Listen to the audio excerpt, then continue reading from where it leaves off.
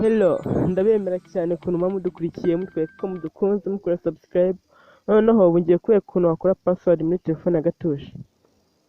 Telefone za gatuje Tekino ugakuramo password igihe wayibagiwe, cyangwa se igihe uturaguye phone ugasanga harimo password, nabwo nzabereka ukuntu wayikuramo ijimije, biroroshye nabwo cyane.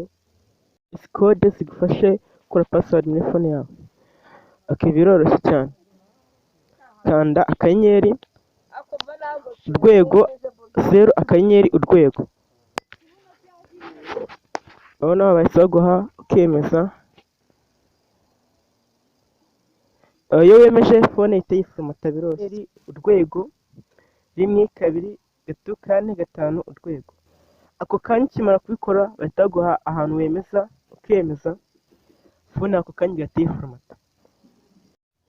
Nk'urugero ahangaha urabona harimo password, ahangaha hose harimo password, dukanda tugafomata phone irahita izima, yongere kwaka password yavuyemo. Tubikore izime tutiretse.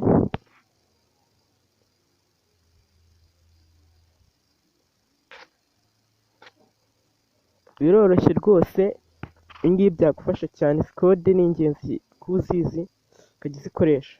Ahangaha ushobora gukanda akanyenyeri urwego 0 akanyenyeri urwego, nabwo ukifata urwego nino nabibabwiye. Ku kanya iyo ubikoze ukemeza phone ihita yifomata. Dore za zindi twakoze twakazamo za code zijimije zirongera ziraka. Buriya password zose ziba ziri mu byumba byose zavuyemo. Ahangaha code wakoresha biterwa n'ubwoko bwa phone, ngaho ushobora gukoresha imwe kabiri gatatu phone ihita yifomata. Dore za zindi twakoze zo password zavuyemo ugatangira uko ufomasa phone.